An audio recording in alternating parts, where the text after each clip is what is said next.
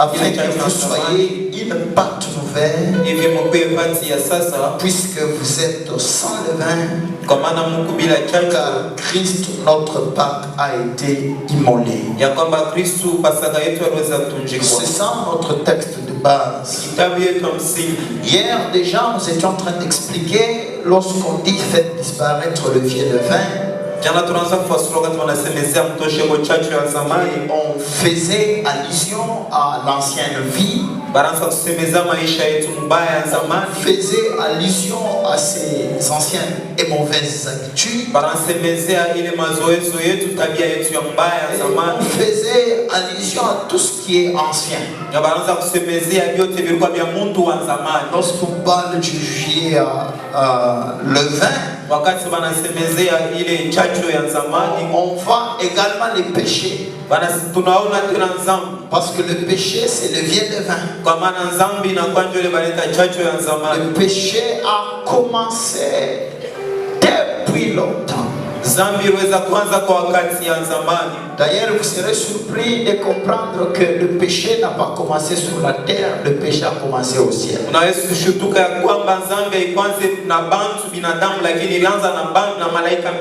Le péché a commencé au ciel. Le diable qui est provocateur de cette histoire va influencer même certains des anges qui restaient avec Dieu chaque jour pour les entraîner dans la rébellion avec lui. Et il s'est pas arrêté là. Après avoir être vaincu au ciel, tel qu'il a été précipité sur la terre, il va aller influencer également l'homme pour le recruter dans sa rébellion contre Dieu. Donc, le péché, c'est un vieux levain parce que le péché ne date pas d'aujourd'hui. Malheureusement, le péché est le malheur de l'humanité. Sans le péché, il n'y avait pas de maladie. Sans le péché, il n'y avait pas de souffrance. Je vous dis, frère, sortez les Saintes Écritures, vous allez comprendre que l'homme n'avait jamais connu de maladie, de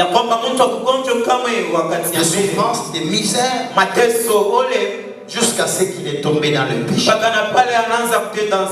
Donc, les problèmes de l'humanité, ce ne sont pas ces difficultés qu'il affronte chaque jour, mais c'est le péché qui est le problème de l'humanité.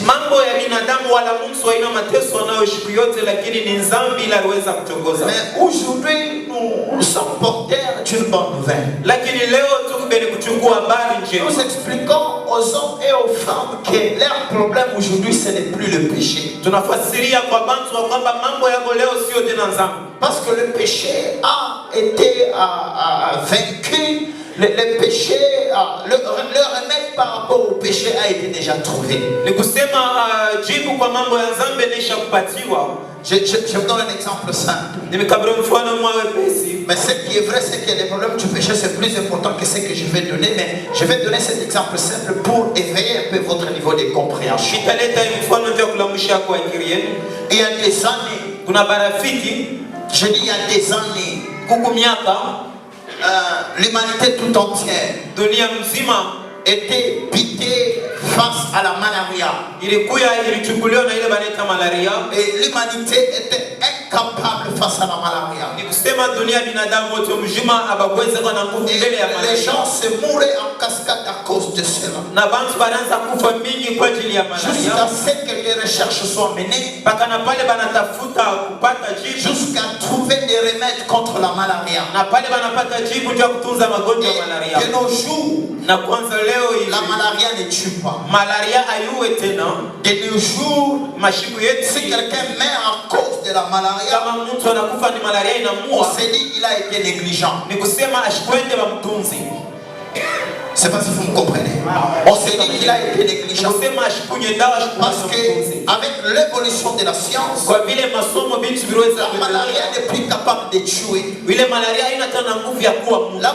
arrive à tuer au moins quelqu'un qui est négligent, qui ne prend pas les produits contre celle-ci. Alors, c'est comme par exemple la poliomyélite. Il y avait un temps où c'était une fatalité. Mais aujourd'hui, la poliomyélite n'est plus une fatalité. Parce qu'il y a un vaccin contre la poliomyélite. Alors, s'il y a des enfants qui souffrent et qui sont empêchés de mener leur vie comme il faut à cause de la poliomyélite, là on condamne la négligence des parents.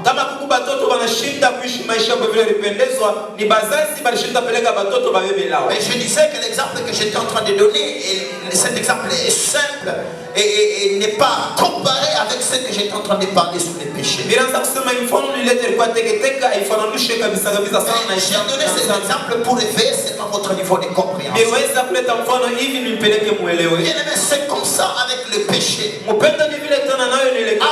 que Jésus-Christ ne vienne dans ce monde, le péché était une fatalité. Adam est mort et il n'a pas pu résoudre le problème du péché. Noé est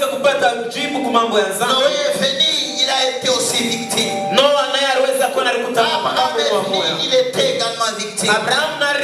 Moïse est venu et tous les prophètes, ils étaient victimes. Jusqu'à Jean-Baptiste, tous ils étaient victimes. Il n'y a personne qui pouvait résoudre les problèmes du péché. Jusqu'à ce que Dieu lui-même, il prend la chair humaine. Il vient dans ce monde sous forme humaine. Il naît par une femme qu'on a appelée Marie. Vous savez comment la Bible dit qu'elle avait trouvé grâce auprès de Dieu. Alors Marie est tombée enceinte par la vertu parmi nous.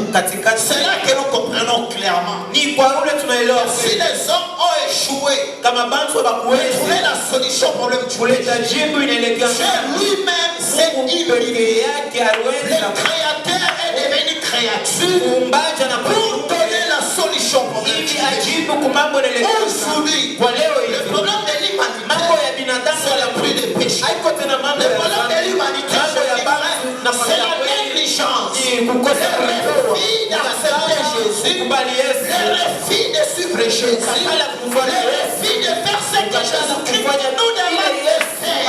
C'est ça le problème de l'humanité. C'est celle qui accepte Jésus, celle qui croient en lui, qui le suivent et qui font ce que lui leur demande de faire. Alors ils font disparaître le vieux levain de la vie. Ils font disparaître le levain. Ils ne deviennent une pâte sans levain. Pourquoi ils deviennent une pâte sans levain? Parce que Christ a été immolé à leur place. Amen. Alléluia. Alors je ne peux pas parler de la part sans préalable. Vous parlez là où pour la toute première fois dans la Bible, ce vocable a été utilisé. Pour la toute première fois dans la Bible, nous voyons là où on parle de la part. C'est dans Exode chapitre 12.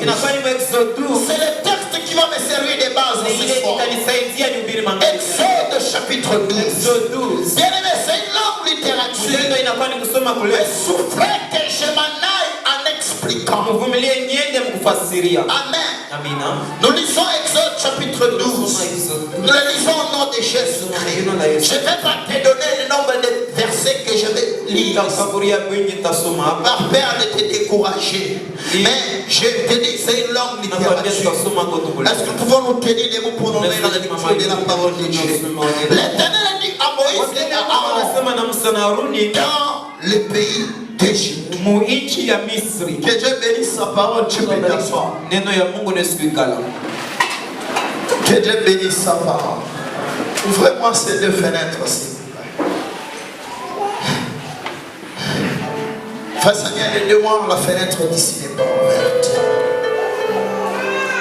Ce texte me servira de texte de base. Exode chapitre 12. Exode 12. Je suis déjà au verset 1. Je commence la lecture au verset 1. Je vais lire 1 jusqu'à 11. Je vais sauter, je vais lire le 29 à 36. Et je vais lire en expliquant. Je vais lire en enseignant déjà. Pour question de gagner le temps. L'Éternel dit à Moïse et à Aaron, dans le pays d'Égypte, c'est moi ici, sera pour vous. Le premier de moi, il sera pour vous. Le premier de moi de l'année. Là-bas. L'Éternel dit à Moïse et à Aaron,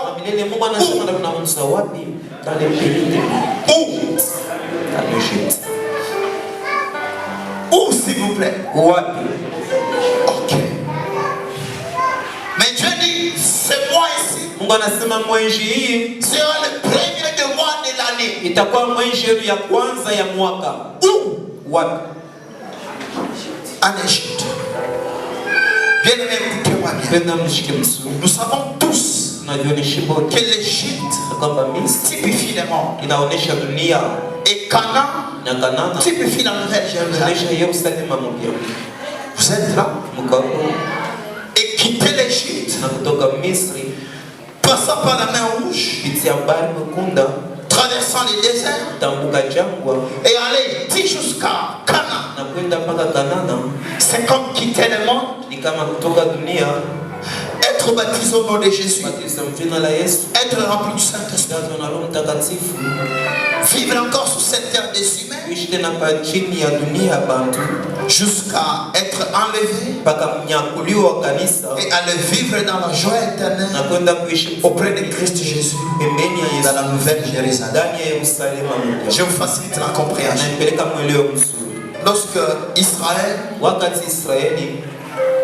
quitte l'Égypte, la sortie, c'est l'exode, c'est la repentance, c'est quitter le péché, quitter la vie du péché, quitter la mondanité. Lorsqu'Israël traverse la mer Rouge, ça typifie le baptême au nom de Jésus. Lorsqu'Israël est conduit par la colonne de feu et la colonne de nuée, ça typifie le baptême du Saint-Esprit. Lorsqu'Israël marche dans les déserts, ça typifie la vie que nous menons sur cette terre des humains avant l'enlèvement. Et lorsqu'Israël entre dans la terre promise, ça typifie nous entrons maintenant dans la nouvelle Jérusalem pour vivre dans la joie éternelle avec Jésus. Vous comprenez quelque chose? Maintenant, rentrons dans les textes pour que vous puissiez bien comprendre ce que je vais donner comme message. Exode chapitre 12 que nous avons lu. Exode 12 au verset 1. Verset 1. Je parle à Moïse et à Aaron. Dans les pays d'Égypte. Pendant qu'il leur parle, il leur dit ce mois-ci sera le premier de mois de l'année. En Égypte. Bien aimé, écoutez-moi. En Égypte là, c'est là où ils étaient esclaves sous la puissance de Pharaon. En Égypte là, c'est là où il y avait toute la magie et toute la sorcellerie Pharaon. En Égypte là, c'est là où il y avait tous les commissaires de Pharaon. En Égypte là. Est-ce que vous êtes là? C'est en Égypte que Dieu dit ce mois-ci sera le premier de mois de l'année. C'est là qu'il y avait Pharaon. C'est en Égypte là, là où il y avait Pharaon.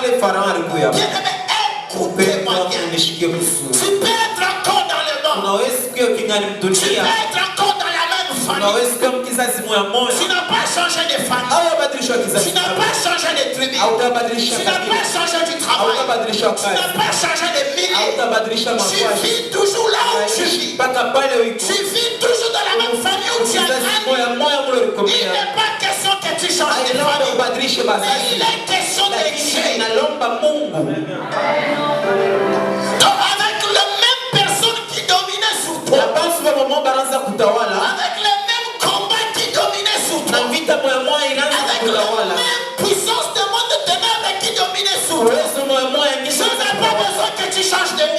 pas besoin que tu quittes ta famille. Tu n'as pas besoin de fuir. Tu n'as pas besoin de quitter où tu es. Tu dois rester dans la même famille. Tu dois garder le même nom. Le problème de Dieu, ce n'est pas ton nom. Le problème de Dieu, ce n'est pas ta famille. Le problème de Dieu, ce n'est pas que tu changes tes parents. Tu vas garder le même parent. Mais Dieu vient là où tu es. Dieu vient. Il te dit où ça sera le premier des mois de l'année. Je suis venu annoncer à quelqu'un un nouveau calendrier. Un nouveau calendrier. Écoute-moi bien. Tu n'as pas besoin de quitter ta femme. Tu n'as pas besoin de quitter ton mari. Avec le même mari. Avec la même femme. Et vous allez commencer un nouveau calendrier. Un nouveau calendrier. Dieu ne vient pas t'obliger à quitter ta femme, à quitter ton mari, à abandonner tes parents. Ce n'est pas ça la volonté de Dieu. Tu vas garder les mêmes parents, tu vas garder les mêmes personnes qui t'ont convaincu des années. Mais Dieu vient, il annonce un nouveau calendrier. Alléluia. Lorsque Dieu parle à Moïse, il lui dit, ce mois-ci, ce sera le premier mois de l'année. Et Dieu dit, tu vas instruire aux enfants d'Israël. Je suis venu aussi vous instruire ce soir. Je suis venu vous instruire ce soir. Je dis ceci, dis aux enfants d'Israël, ils prendront un agneau. Ils tueront cet agneau. Ils mangeront la chair de cet agneau. Ils prendront le sang de l'agneau. Ils appliqueront le sang sur les linteaux. Je dis, pendant qu'ils mangeront l'agneau, ils mangeront l'agneau dans son entièreté. Mais ils le mangeront comment? La Bible dit, ils vont cendre leurs séquilles. Ils vont manger avec le bâton à la main. Ils vont prendre les herbes à la main. Ils vont manger avec la viande de l'agneau. Bien mes frères et sœurs, écoutez-moi bien ici. Quittez Égypte et commencez un nouveau calendrier. Ce n'était pas l'apanage des enfants d'Israël. Ce n'était pas au pouvoir des enfants d'Israël. Moïse pouvait se poser des questions. Mais comment ça va se faire? Pharaon est fort. Son armée est puissante. Ses magiciens sont partout. Mais Jésus déclare un nouveau calendrier. Et tu nous demandes de partir. Comment cela sera possible? Ça lui dit, tu es l'agneau. Moïse n'a pas compris. Mais tu as seulement cet animal. Ça va provoquer notre délivrance. J'ai dit, tu es cet agneau. Et manger cet agneau. C'est que les enfants de Dieu ont fait. Ils ont obéi. Ils ont tué l'agneau. Ils se sont mis à manger l'agneau. Mais Dieu dit, lorsque vous mangez l'agneau, associez les herbes à main. Mangez. Mais avec un bâton. Ils ont obéi. Ils ont mangé l'agneau. Ils ont associé les herbes à main. Tenant un bâton à la main. Lorsque vous lisez la Bible, vous comprendrez avec moi. Les bâtons à la main, bien qu'ils étaient encore en Égypte, c'était le symbole du départ. C'était le symbole du départ. C'était le symbole de la délivrance. Ce n'est que le pèlerin qui marche avec les bâtons. Ce n'est que le pèlerin qui marche avec les bâtons. Israël obéit. Il prend les herbes à main. Il mange les herbes à main. Il tue les bâtons à la main. C'est le signe. Il disait clairement que Israël croyait en ce que l'éternel de Dieu lui avait dit. Si vous voyez quelqu'un debout avec les bâtons à la main, vous comprenez qu'il a cru que son temps qu'il fallait rester en Égypte est fini. Ce n'est pas. Alléluia. Celui qui croit à son départ, celui qui croit à sa délivrance, celui qui croit à son salut, nous voyons comment il fait les choses. Nous voyons comment il fait les choses. Ils n'ont pas attendu. Et ils ont seulement tué l'agneau, mangé l'agneau. Mettez-vous. Ce qui prouvait qu'ils croyaient en ce que Dieu avait dit. Parce que je parle à quelqu'un. Mon Dieu, je parle à quelqu'un. Du fait qu'ils ont cru, pendant qu'ils mangeaient, ils ont mangé leur bannière. Peut-être ils disaient à Moïse, mais c'est amer. Moïse disait, non. C'est amer parce que vous le mangez seul. Associez toujours les hommes avec la viande de rôti. Lorsqu'ils associent les herbes amères à la viande de rôti, ils ne sentaient plus l'amertume. Pourquoi? Le goût de la viande de rôti dominait sur les herbes amères. Je suis venu dire à quelqu'un, c'est pour Israël, les herbes amères stupéfiés, les souffrances qu'ils ont connues en Égypte toutes ces années. Et ces souffrances étaient mangées par Israël. On mangeait quelque chose. C'est dominer sur la chose. C'est prendre le dessus sur la chose. Manger, c'est comme qui dirait, c'est fini. Toi, tu dominais sur moi. Toi qui avais les pouvoirs sur moi. Désormais, c'est moi qui domine sur toi. C'est moi qui te mange. C'est moi qui fais de toi ce que je fais. Bien-aimés frères et sœurs, la viande de rôti de l'agneau a facilité à Israël de manger l'herbe amère. Si la viande rôti offert de l'agneau typifiait Christ Jésus, or Christ, de son vivant, il vient dire, si vous ne mangez pas ma chair et vous ne buvez pas mon sang, vous n'aurez pas de vie. Et les autres se disent, comment manger ta chair, comment boire ton sang?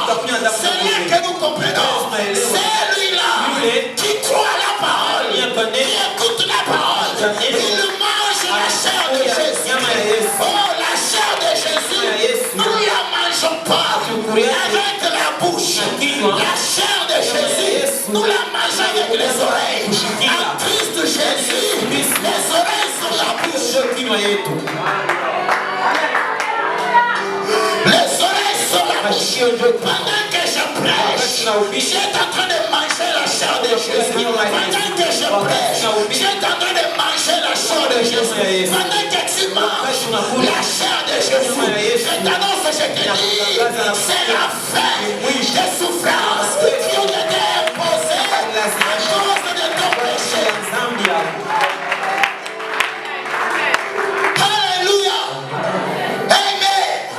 C'est la fin des souffrances qui t'ont été imposées à cause de tes erreurs, à cause de tes fautes, à cause de tes péchés. Parce que Jésus est l'agneau de Dieu qui a été immolé pour résoudre le problème du péché de l'humanité. Alléluia. Amen. Pendant qu'il mangeait la viande, il mangeait. La Bible dit, au milieu de la nuit, parce que Dieu avait déjà dit à Israël, tous les fils premiers-nés m'appartiendraient. Alors, lorsqu'on consacrait quelque chose à Dieu, on devait les tuer. Mais pour les fils premiers-nés, on ne pouvait pas les tuer. Vous savez pourquoi? Parce que l'agneau était déjà mort à leur place. On ne pouvait pas les tuer. Maintenant, qu'est-ce qui se passe? Pendant qu'ils mangeaient l'agneau, au milieu de la nuit, tous les fils premiers égyptiens étaient morts, commençant par Pharaon jusqu'au gardien, jusqu'à celui qui était en prison. Tous les fils premiers-nés des Égyptiens sont morts. Et pendant que tous les fils prégnants étaient en train de mourir, tout le monde criait à gauche et à droite. Mais dans le milieu des enfants d'Israël, il n'y avait pas de pleurs, il n'y avait pas de cris. Il n'y avait que des mouvements de mâchoire. Pendant qu'ils mangeaient, l'agneau, là-bas on criait, là-bas on pleurait, là-bas on criait, là-bas on pleurait. Je te dis que notre bouche est là-bas. Nous ne mangeons pas les soirées. Pendant que cette parole est en train d'entrer en toi, pendant que cette parole est en train d'entrer en toi, la vie de Christ Jésus est communiquée. Pendant que cette parole est en train d'entrer en toi, la vie de Christ Jésus est communiquée. Et pendant que la vie de Christ Jésus est communiquée, au même instant que je te parle, la vie de Jésus entre. Pendant que la vie de Jésus entre, la mort qui devait frapper chez toi ne va plus frapper chez toi. Parce que la vie entre, la vie entre, la vie entre, la vie entre, n'est-ce pas? Jésus a dit, ce n'est pas ceux qui entrent qui suivent, mais plutôt ceux qui sortent qui suivent. Pour dire quoi? Ceux qui entrent, c'est la parole de Dieu. Ceux qui entrent, c'est la vie de Dieu. Lorsque ça entre, tout ce qui était ton faiblesse est en train de partir. Tout ce qui était ton faiblesse est en train de partir. Oh, je déclare que la vie de Dieu a dans le roi. Que la vie de Dieu a dans le roi. Parce que je crois dans sa parole, il y a sa vie. Dans sa parole, il y a sa vie. Marie a juste écouté et elle est tombée enceinte. Elle est tombée enceinte. Oh mon Dieu, mon roi, je vois comment tu es en train de tomber enceinte. C'est une grande destinée. C'est une grande destinée. C'est une grande destinée. Au nom de Jésus. Au nom de Jésus. Au nom de Jésus. Ce qui entre toi, c'est la vie de Dieu. Ce qui entre toi, c'est le plan de Dieu. Ce qui entre toi, c'est le projet de Dieu. Ça entre. Ça entre. Ça fait partie de l'amour. Ça fait partie de la méchanceté. Ça fait partie de la malédiction. La vie de Dieu entre.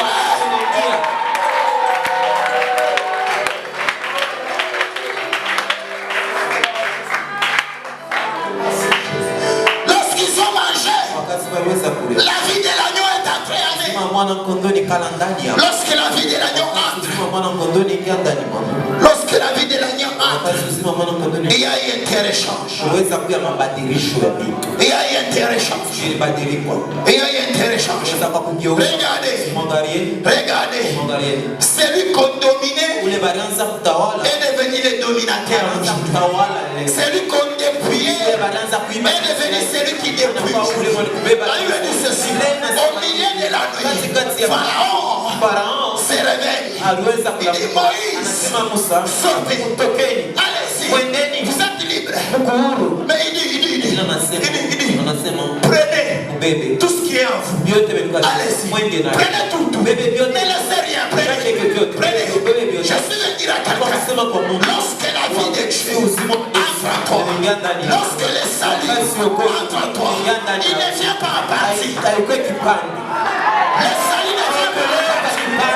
Le salut, il touche tous les moments de la vie.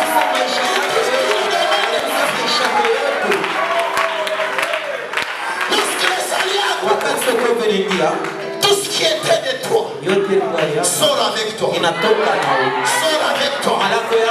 Je déclare, Dieu sort avec ton mariage. Je déclare, Dieu sort avec tes finances. Je déclare, Dieu sort avec tes enfants. Je déclare, Dieu sort avec ton travail. Au nom de Jésus-Christ de Nazareth. Jésus, lorsqu'il guérit ces paralytiques de 38 ans, Jésus ne lui a pas dit laisse-les lire. Mais Jésus lui a dit prends ton lit et marche. Prends ton lit et marche. Je déclare, prends ta finance et marche.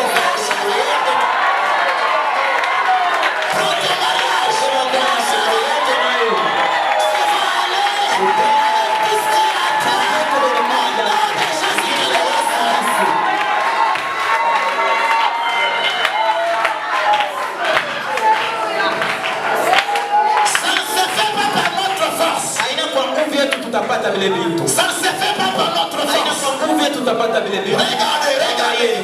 Cet homme qui a quitté Jérusalem, qui allait à Jéricho, la Bible dit ceci. Il a été tabassé en coup de frappé les 50 morts. Le sacrificateur est venu. Il est passé. Le Lévite est venu. Il est passé. Mais lorsque les bons samaritains, pas les samaritains, les samaritains ils sont nombreux, mais les bons samaritains, pas les bergers, les bergers ils sont nombreux, les bons bergers, lorsqu'on dit les bons samaritains, ça veut dire que ce n'était pas comme tout le monde. C'était quelqu'un d'exceptionnel. Typifié Christ Jésus. Parce que Jésus était en train d'enseigner pour montrer au docteur de la loi que le véritable prochain, ce n'était pas Jonathan. Le véritable prochain, c'était Jésus. C'est pourquoi, lorsque je vais faire du bien à Jonathan, je le ferai avec limite et je vais me prendre demain. Mais si je comprends que le véritable prochain c'est Jésus, alors ce que je fais pour Jonathan, ce n'est pas pour Jonathan, c'est pour Jésus que je le fais. Voilà le véritable prochain. Voilà le véritable prochain. Et là Jésus-Christ dit, comme véritable prochain, il arrive, il trouve cet homme tabassé à mort, gisant dans son sang, dans la poussière, son sang transforma la poussière en boue. Mais lorsque le bon samaritain, il était monté sur une montagne, il venait. Lorsqu'il arrive, regardez, les souverains sacrificateurs n'étaient pas sous sa monture. Il est passé à côté. Les Lévites n'étaient pas sous sa monture. Il est passé à côté. Vous savez pourquoi les bons samaritains étaient sous la monture? Au temps où Jésus parlait, il n'y a que les autorités de haut rang qui se promenaient avec une monture. Qui se promenait avec le monde. Alors là, lorsque Jésus explique les bons samaritains sous la monture, il parlait de lui-même. Mais il explique, il dit ceci. Lorsque les bons samaritains sous sa monture, il arrive, il voit cet homme dans la poussière, gisant dans son propre sang. Le samaritain, pour être le prochain de ce Dieu, il n'allait pas rester sous la monture, parce que les prochains étaient sans monture. Et dans la poussière, lui il quitte la monture, il descend de la monture. Il n'est pas seulement descendu de la monture, il descend dans la poussière. Il prend la même position que la personne qui était dans la poussière. N'est-ce pas, il était qui s'est dépouillé de sa gloire, qui s'est dépouillé de sa gloire. Il a pris la forme d'un serviteur. Il est devenu comme un homme. Lui qui n'était pas l'homme, lui qui était le Dieu créateur, il quitte son corps, il abandonne sa gloire, il descend dans la poussière. Je me dis, mais comment il est descendu dans la poussière? L'homme a été tiré de la poussière. Pour faire l'homme, il fallait que les dieux créateurs descendent de la poussière, prennent la poussière avec ses mains pour nous faire l'homme. Et c'est pas la qualité. Lorsqu'il prend la chair humaine, ça veut dire qu'il entre dans la poussière. Lorsqu'il entre dans la poussière, il les trouve blessés. Il les trouve blessés. Il ne lui met pas de l'huile, mais il lui met d'abord du vin. Le vin, ça chatouille, ça fait mal. Mais le vin, ce n'est pas une souffrance. Mais le vin, c'est une guérison qui vient. C'est une guérison qui vient. Je parle à quelqu'un qui est en Christ Jésus. En Jésus, il n'y a pas de souffrance. En Jésus, c'est une étape de guérison qui vient. Ceux-là qui sont dehors souffrent. Mais nous qui sommes dedans, c'est le vin qui nettoie la plaie. C'est le vin qui nettoie la plaie. Tu as été tellement blessé par tout tu es passé. Tu as été tellement blessé par tout tu es passé. Lorsque tu viens à Christ Jésus, il ne met pas de l'huile. Il ne peut pas mettre de l'huile pendant que la plaie est infectée. Il met d'abord l'alcool, le vin. Il nettoie, il nettoie, il nettoie, il nettoie. Ça chatouille, tu cries, tu plais. Mais lui, c'est où il t'amène. Lui, c'est où il t'amène. Lui, c'est où il t'amène. Mais ce qui est vrai, pour t'amener à la morsure, il ne va pas t'amener à la morsure avec les douleurs du vin, avec les douleurs de la plaie. Non, non, non, non, non. Quand tu sens encore les douleurs, il est encore avec toi là-bas. Il est encore avec toi là-bas. Si tu sens la douleur, il est encore là-bas. S'il termine là-bas, il va mettre de l'huile.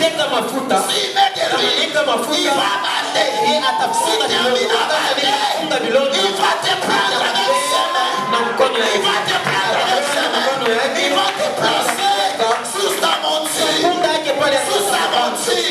Lorsqu'il te place sous sa monture, il va pas monter. Il te prend. Il te conduit. Jésus a pris ta place. Il est descendu. Il t'a lavé. Il est descendu. Il t'a lavé. Il t'a purifié. Il t'a ouvert. Et maintenant là, il te prend. Il te met sous sa monture. Et ça là, tu m'as envoyé sur son mémaillé.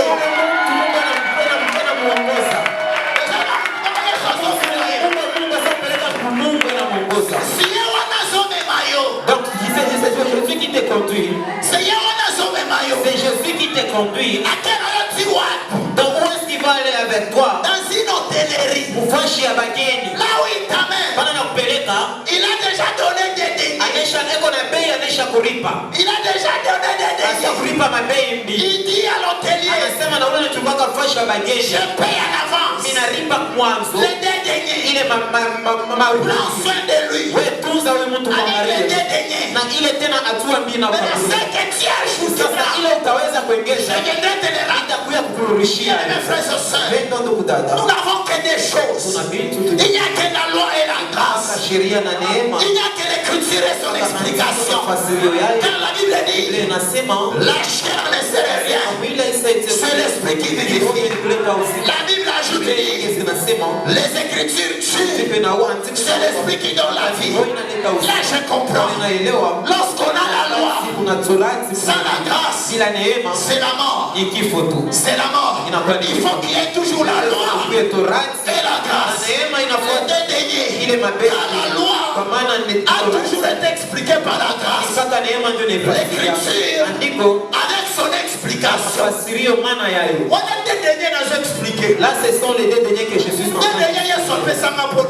Il a payé ça pour toi.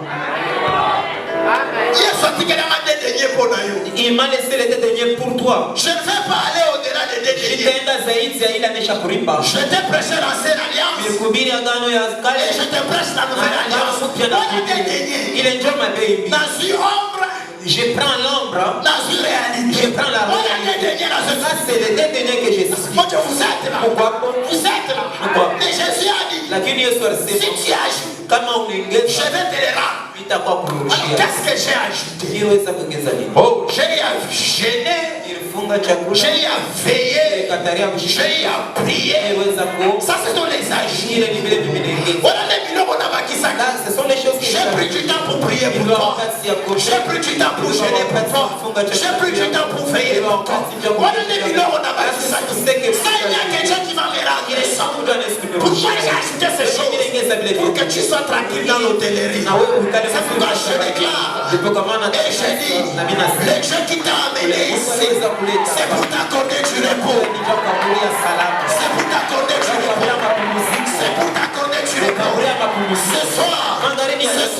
Je me tiens comme Naomi. Je me tiens comme Naomi.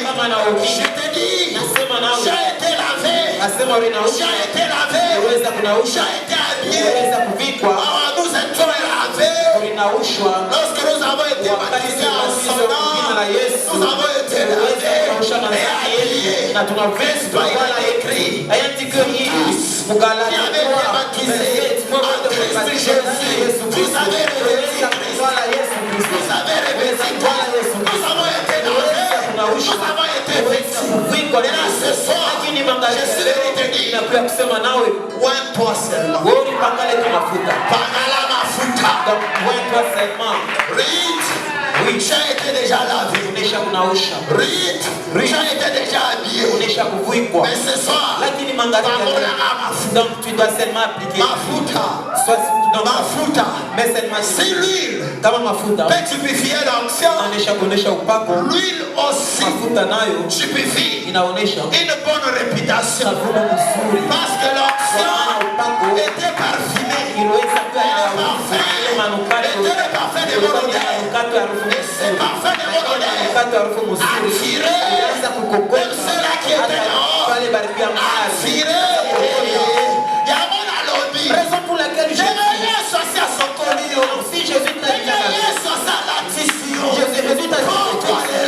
ce soir, que l'huile descende sur toi. Tu puisses avoir l'onction. L'huile te localise. Que l'onction parfumée te localise. J'ai dit que l'onction parfumée te localise. Au nom de Jésus-Christ de la Nazareth. Ce soir, okutana na Boazi vina leo. Ce soir, okutana na Boazi vina leo. Parce que le parfum qui a sur toi, l'huile qui a sur toi, attirera les regards de Boazi. Je dis à quelqu'un, lorsque tu rencontres Boazi, avant le mariage, il ne te laissera pas partir n'importe. Avant le mariage, il te dira, qu'est-ce que tu as sur toi? Rita répondu, j'ai mon manteau. Boaz regarde. Fais comme ça, toi. Boaz prend 6 mesures d'or. 6 mesures d'or. Il met dans le manteau de Rita. Il dit à Rita, ça va t'aider à vivre jusqu'à ce que je termine le programme de ton mariage. Or, le mariage, c'est l'enlèvement. Avant l'enlèvement, les 6 mesures d'or sont données au nom de Jésus. Les 6 mesures d'or, c'est pour t'aider à vivre sur cette terre avant d'aller au ciel. Avant d'aller au ciel. Pourquoi il te donne 6? Parce que la 7e mesure, c'est lui-même.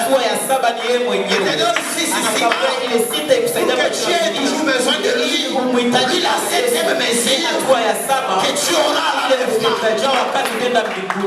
C'est pourquoi je prie et je demande au Seigneur que Matthieu chapitre 6 verset 33 soit une vérité dans ta vie, soit une réalité dans ta vie. Je déclare que Matthieu chapitre 6 verset 33 soit une vérité dans ta vie. Au nom de Jésus, au nom de Jésus, qui te soit donné ce qui te fait au nom de Jésus, qui te soit accordé ce qui te fait vivre avec soulagement avant l'enlèvement. Au nom de Jésus, je déclare que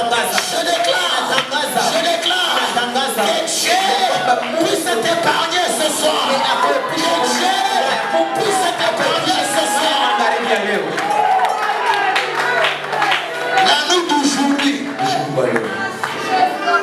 La nuit d'aujourd'hui, Dieu nous a révélé des choses.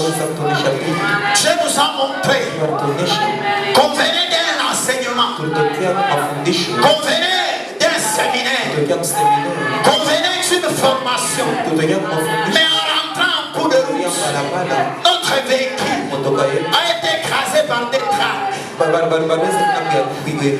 Mais curieusement, mon épouse est en train de pleurer. Elle pleurait.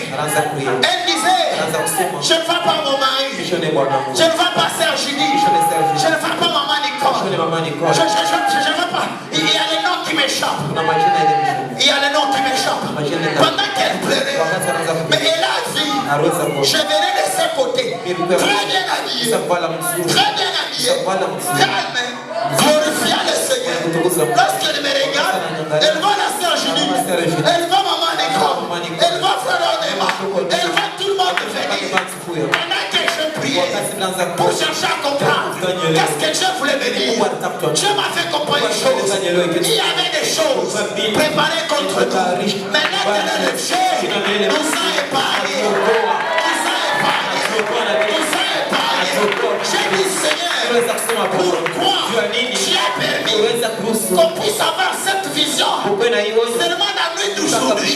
Dieu m'a fait comprendre une chose, que c'est ça la part. La banque veut dire que le danger passe ailleurs. Que le danger passe ailleurs. Que le malheur passe ailleurs. Que la malédiction passe ailleurs. Ce soir, je suis venu déclarer sur toi, au nom de Jésus, que le danger passe ailleurs. Au nom de Jésus, que le malheur passe ailleurs. Au nom de Jésus, que la malédiction passe ailleurs.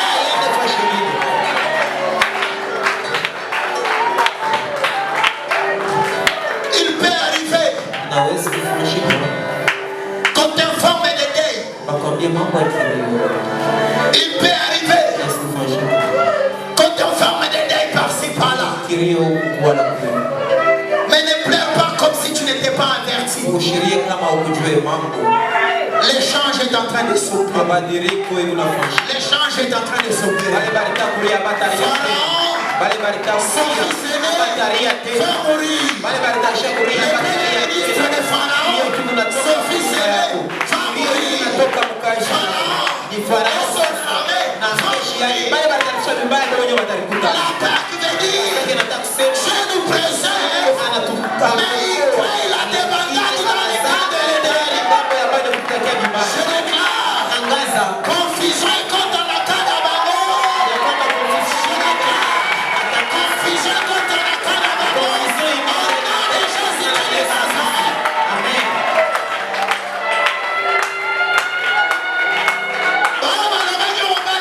C'est là qui dit que tu ne vas pas te marier. Ils vont être surpris. Lorsqu'on va les renvoyer, les choses à manger de ton mariage. Si Dieu n'est pas capable de nous épargner, il cesse d'être Dieu. Il cesse d'être Dieu. Où est l'avantage de servir Dieu et de refuser les fétiches? Où est l'avantage de servir Dieu et de refuser les sciences occultes? Je déclare, sans ma vie d'ama, les dieux de ma vie, les dieux de mon appel, qui te visitent au nom de Jésus. Qui te visitent au nom de Jésus. C'est Dieu qui m'a ramassé à la Katoua. C'est Dieu qui m'a ramassé à la Katoua. Au Katoui. C'est Dieu-là qui m'a fait asseoir où je suis. Qui te localise ce soir. Qui te localise ce soir. Au nom de Jésus-Christ. Père éternel, je mérite ta fidélité ce soir. Je mérite ta fidélité ce soir. Merci pour le travail que tu as fait ce soir. Merci pour le transfert. Merci pour le transfert. Merci pour le transfert. Merci pour l'échange.